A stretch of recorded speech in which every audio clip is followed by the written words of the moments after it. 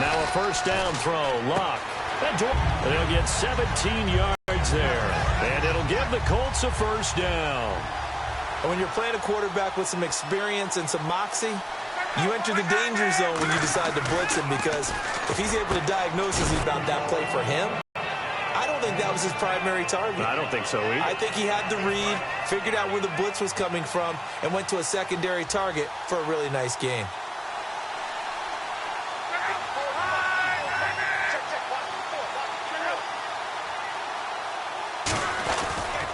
Here's the first carry now for Frank Gore. And he'll get it down to the 47 here. They're just 4 yards on the pickup, but that's good enough to extend.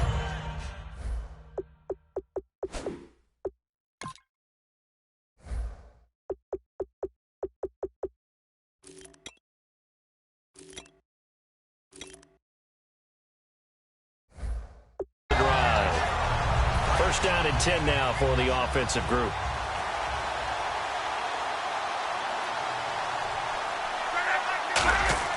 On first down, Luck. And that is incomplete here. His tight end, Dwayne Allen, the intended receiver. And that'll bring up second down.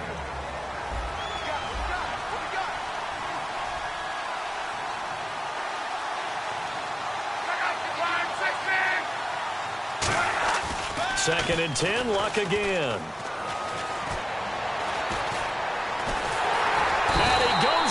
It's a Patriots sack. Jabal Sheard in there to bury him for a loss of 11.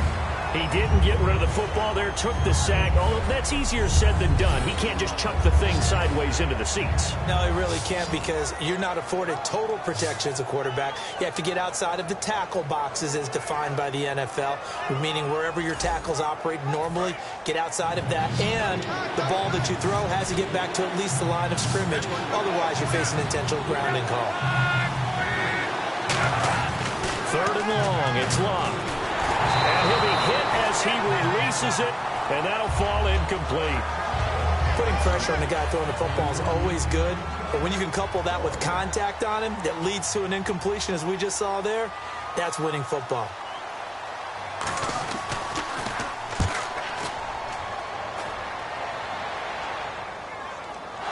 And he did get it back, I do think, yes. So no turnover on the punt, and it'll be a first down.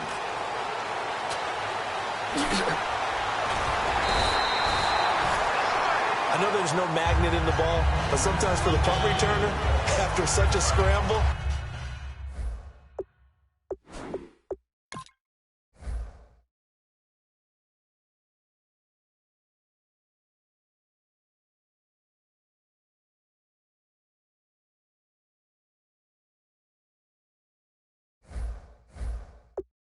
It sort of feels that way, doesn't it?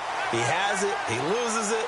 Somehow the ball finds its way back to him. Atone for his sin, and you know he's taking a deep sigh of relief right now. And hard running's going to get him over the 40 to the 42. 5 yards is the tally on first down. That brings up second and 5. Well, that's exactly what you want on a first down run. Pick up 5 yards, bring up second and 5. The defensive line, though, they've got to figure out a way to out-leverage the guys up front, because the offensive line is winning at the point of attack. And very little daylight there. He'll get a couple up to the 44. Trent Cole on the tackle. I do know from experience that when you slow down someone's running game, you're now doing the dictating on defense. And guess what? Now you're getting ready to tee off on their quarterback, because they have to throw it all the time. But you still have to be alert for the draws and other plays of that nature to make sure you don't get hurt. And he's got enough for the first across midfield to the 48. It goes as a gain of 8, and it moves the chains. So here we go, first and 10 now. And Brandon, from our time in college football, where receivers weren't running the traditional NFL route tree, one thing they did learn, find open areas, find soft spots, and set up and catch the ball. And I think we just saw that there. Yeah, we saw that indeed, picking up the first. Offense comes to the line now, first and 10. It's a nice completion, a little bit of run after catch as well to create the yardage that they got. But it is so tough to cover that route, the drag route, because they run it at varying speeds. Because the key is to create hesitancy on the defender's part. Always so empathetic for those DBs, aren't you? They give him 17 yards that time, as that'll move the chains. Fresh set of downs here. And defensively, they were in zone coverage there. Do you have to be a little careful? You're losing, playing against a good quarterback like he is, to not play too much zone? Yeah, you have to be careful about how much time you're giving up. I think it's a good point you just brought up. So maybe if you still want to play zone, you go to a zone blitz scheme. And you can drop anyone out of your defensive front, defensive end, defensive tackle. It doesn't matter. You just exchange someone to bring more pressure towards the quarterback and still try and cover downfield. And able to get him down, but he does reach the 5. That one goes for 16 yards. It sets him up 1st and goal. Offense walks to the line for play number 7 of the drive. An ex-teammate used to tell me all the time, I hate experienced quarterbacks because no matter what, you really can't hide what you're doing. And I think that right there, he knew right away where the blitz was coming from, where his primary guy was going to be, and he ended up going to a secondary target for a nice game. I was just going to ask you, that wasn't the primary target. He's so good at that, isn't he? I think he knew right away that he wasn't going to get to his primary guy. I think he read that as soon as he got to the line of scrimmage, knew where the pressure was going to come from, and said, I know how to beat that, and that's what he did. But you know that old expression, it's not my night? It hasn't been his so far. I don't know if the legs are a little bit heavy, sometimes having to hang out. And he's in. Touchdown, Patriots.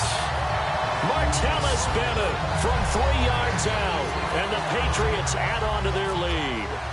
So on 3rd and medium, they dial up the pass, and it works to hit the end zone.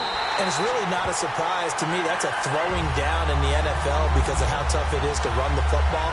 But what offenses like to do is still show run formations to make them respect it and throw out of those. In this case, they took a nice shot at the end zone and made it pay off. This will be fielded on the back line of the end zone. And from back there, a wise move. He'll just sit on this one, and it'll come out to the 25. And the Colts coming out now. And down on the scoreboard, certainly needing to avoid what happened on the last drive, punting the football. Sense of urgency has to take over for them here. They know the score. They know the situation. And by the way, the punter no longer exists for their offense. That's how they have to treat this drive. They need points. Big time.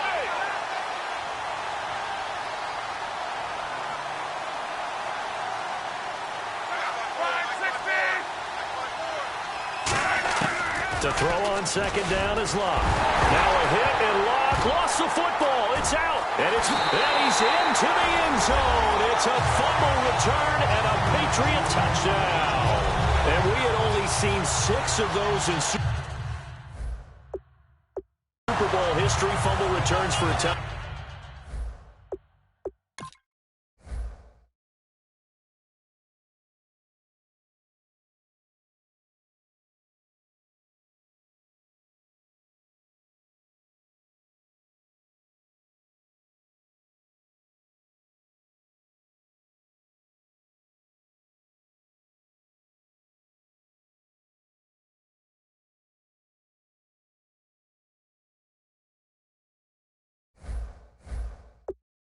Now we've seen 7. And how about this? Back-to-back Super Bowls. That's right. In the last one, we had Denver. Von Miller with the strip sack. Malik Jackson falling on it for the touchdown. So not only the cough up, but then the pickup on the other side, the scoop, and the score the other way. The fumble return for a touchdown. So here's the kickoff now as they'll get it again following that fumble return for a score. This will be taken to the back of the end zone. And no run back here. This will be a touchback, and it comes out to the 25-yard line. And now Indianapolis set to take the field.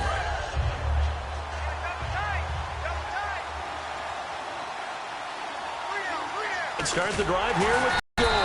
And this one goes nowhere. Losing yardage back at the 22. A loss of a full 3 yards, and now it's 2nd down.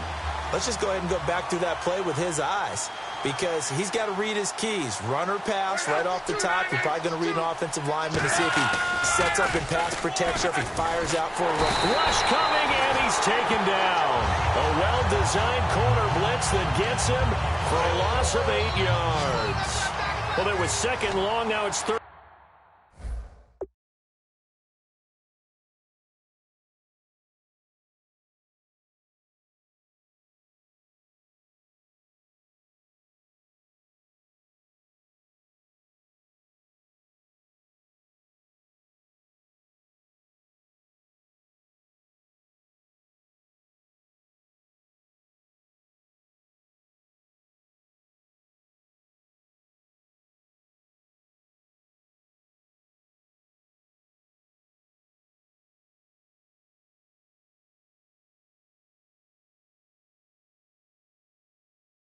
Even longer, they're going in the wrong direction here. Because they're moving exactly the way they want to, but you're exactly right. Definitely going in the wrong direction for them. And he's taken down. Back at his own 7. Jabal Sheard bringing the pressure again, and that is his 3rd sack here tonight. Here's Pat McAfee now as the drive goes backwards, so he's on to punt it away. He gets this one away, and boy, it's another boomer. That's pulled in at the 32.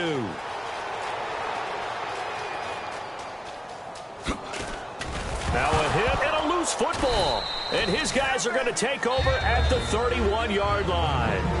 Now we're going to get a timeout here called by the Patriots. They'll have 2 remaining as we step aside here in this first quarter. Really nice.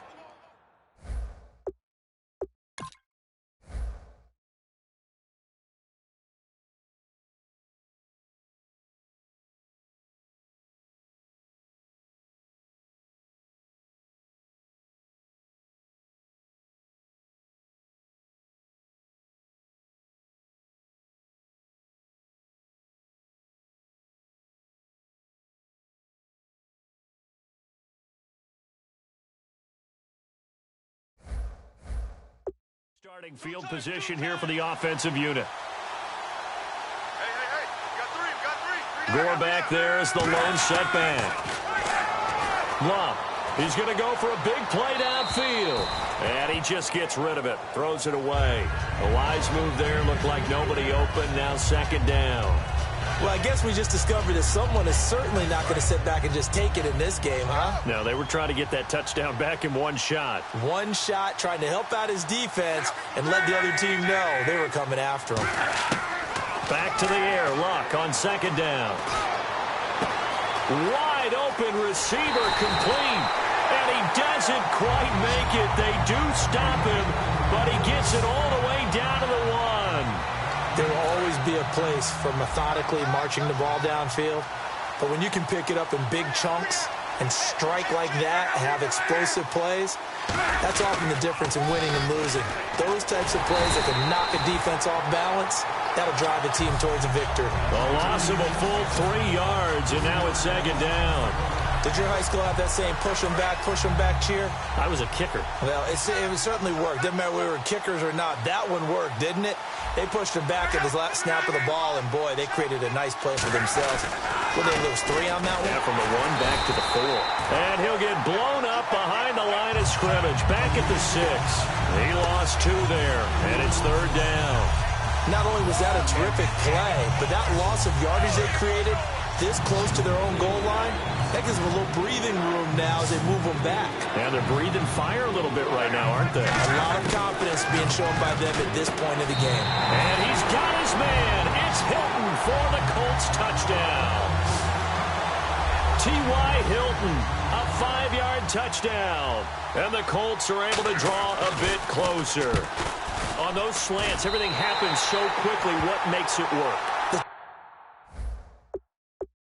Between the passer and the receiver. In this case, a slant route ordinarily is probably about 3 steps before you go on the slant. In this amount of time, I think it's a 2-step deal. Boom, put his foot in the ground and got inside for the pass. Got inside.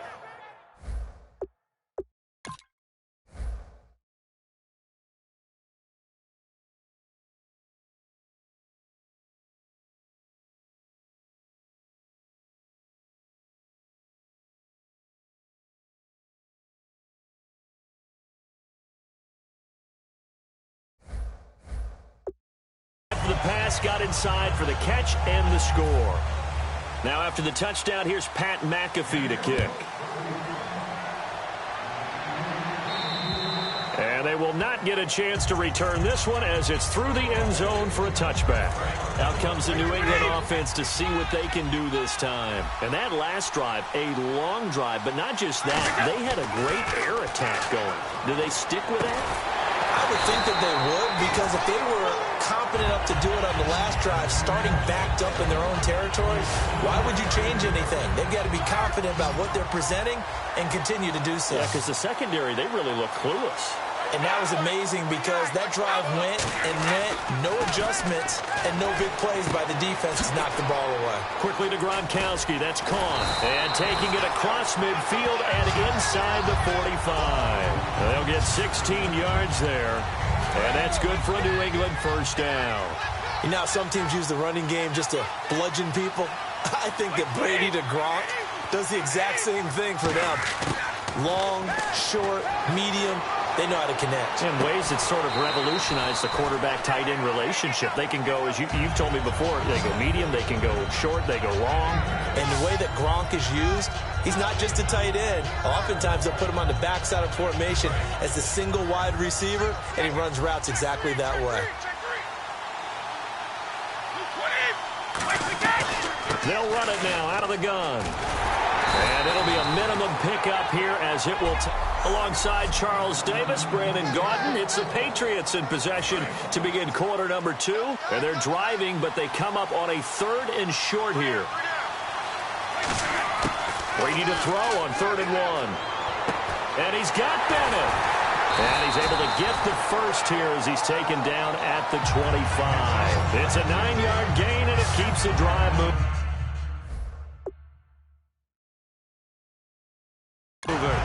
Would it be safe to say that as precise as routes are supposed to be run in the NFL, maybe they're not quite as precise in college ball? That's accurate, yeah. And I think we saw it.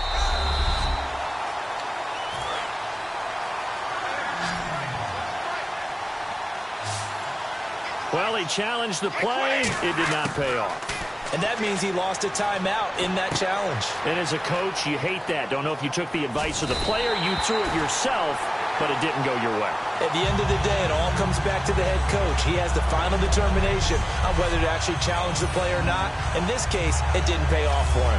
And that's got to be so heartbreaking. You throw. Yeah, when you take a look at it, you're throwing that flag because you believe you're going to be right.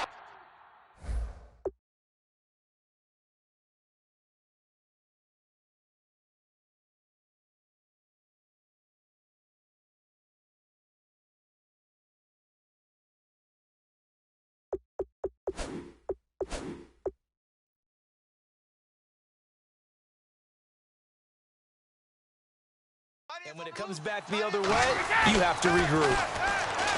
Now Brady, eluding the pressure right.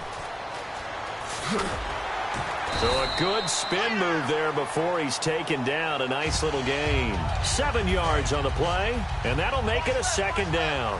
Now, that was not a bad scramble there on 1st down. He didn't force it, nor did he throw it away. He was able to take off, and now he made it a very manageable 2nd and short.